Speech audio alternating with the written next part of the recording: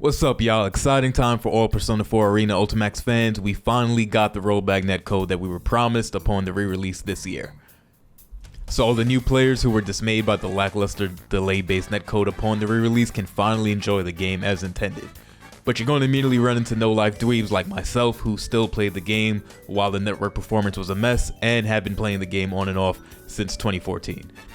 So here's some super important tips to help try and close that skill gap so you can win more and lose less, having way more fun in the process. Broadly speaking, I'm going to walk you through improving your game sense. To quickly define game sense, it's your ability to quickly absorb all or most aspects of a current game state and factor that into your decisions in real time.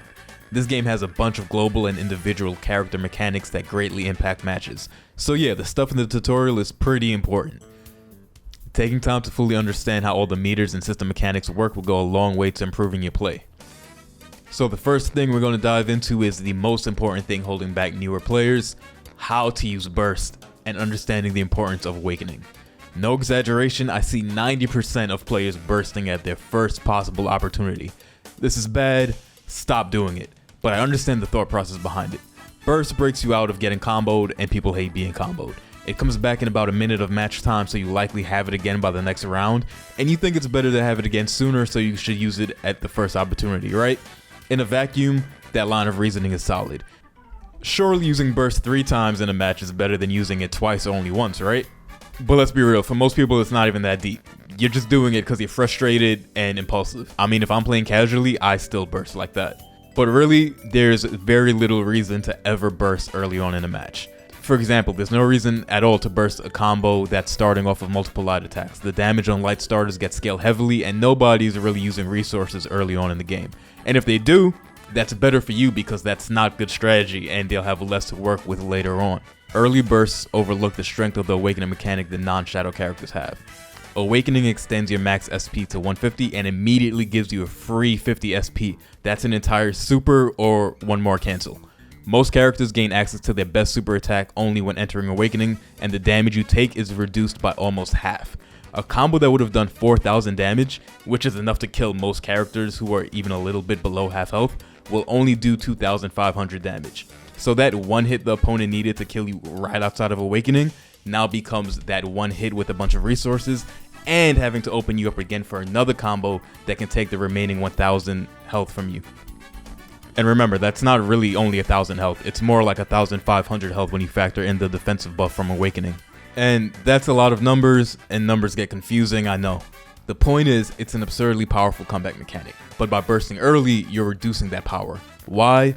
Because you want to maximize the time spent in Awakening mode. Awakening activates when your health hits around 35% and you're not in hit stun. Super important. That means you can suppress the advantages of your opponent's Awakening by making sure you don't let them get it at that ideal 35% mark. This means don't spend your resources doing highly damaging combos if it's not going to kill, and puts them in Awakening with a lot of health left. Because now you've spent all your meter and you need to land anywhere from 2 to 4 hits to kill them depending on the character you're playing as. And you can expect a good opponent to do the same to you. They don't want to give you access to Awakening, so they'll conserve their high damage routes until they have the kill locked in. And this is why we save the burst. Now you can defensive burst right when you get to the Awakening mark, ideally after they've used some resources, and totally shift the tide of the match. The only problem with this strategy is that it's predictable, and really good players will try to do burst safe combos or outright drop their combos when they anticipate a burst attempt so that they can punish it. But that's way more advanced and very likely not something you have to worry about against most people.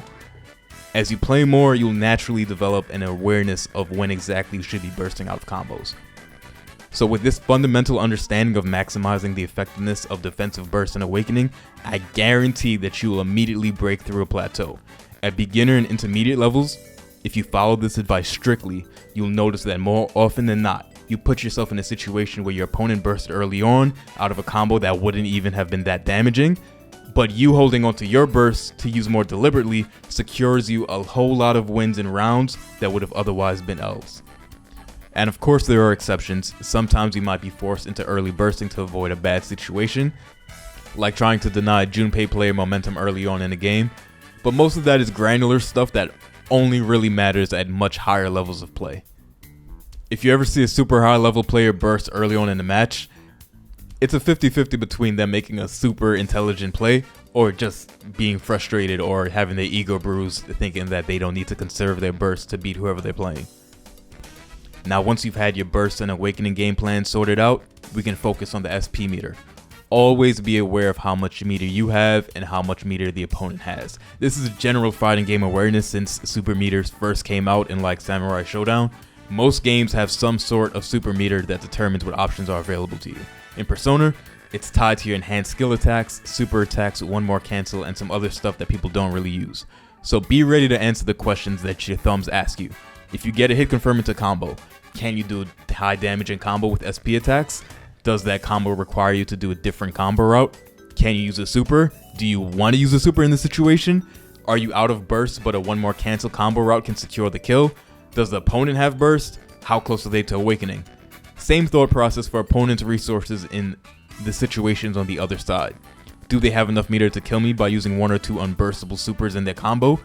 If yes, then that means that I should burst on the very first touch before they can lock me into the super animations and I die.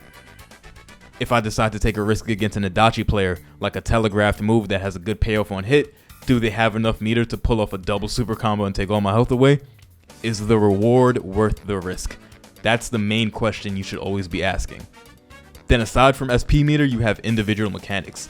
Adachi is a major comeback character that people complain about, so back to the same example. Does Adachi have his damage buff active already? Does he have the Mandala buff active already? Is Junpei in Victory Cry and has access to super damage and combos? Lots of characters have their own gimmicks that further tilt the situations in that character's favor. Is all of this a lot to take in while still trying not to drop your combos, play neutral, hit confirm, and not die? Yes, but I always preach intentional practice. If you focus on being aware, you can build up a Rolodex in your brain of situations so you can execute your game plan intuitively instead of having to think deliberately during live gameplay. When you start saying to yourself, damn, I had enough meter to kill, or you know what, I don't think I needed a burst there. They didn't have the resources to kill me, I just panicked. Then you're on the right track. Because if you see that situation a few more times and think that same thing, eventually it goes from, oh, I had enough meter to kill, to I have enough meter to kill, I'm going to kill with this combo. And at that point, congratulations, you have leveled up. And that's really the main topic I wanted to cover for this video. Now I'm going to speed through a bunch of other things that you also need to stop doing to lose less. Stop wake up DP'ing every time you get knocked down. You'll get counter hit comboed and die. If your DP works 3 times and is blocked only once, that one punish could wipe out half of your health bar. And that's being generous.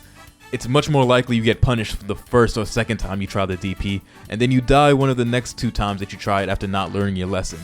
It is not a gamble that's worth it.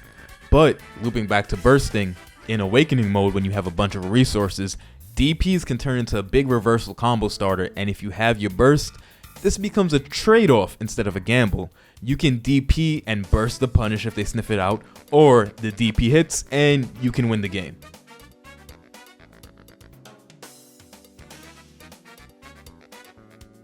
Persona cards. Persona cards are a resource that you have the power to deplete.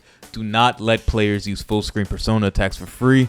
Tap the persona whenever you get a chance and make them think twice about throwing those moves out there. And if they keep doing it, then you get to break them and put them in a really vulnerable position. Lots of characters can't even DP properly with a broken persona. And throw people.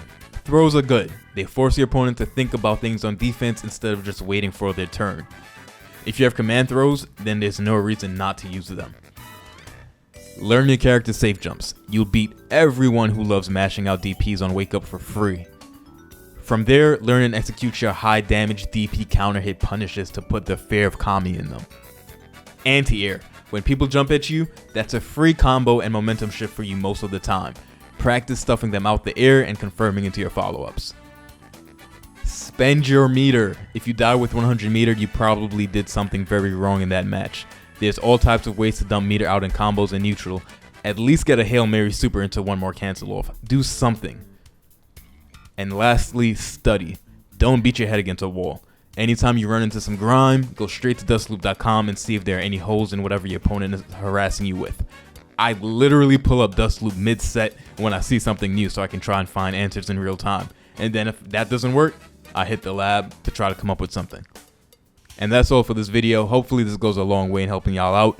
Let me know in the comments if there were any concepts in the last section that you'd like me to explain deeper, and I'll see you next time.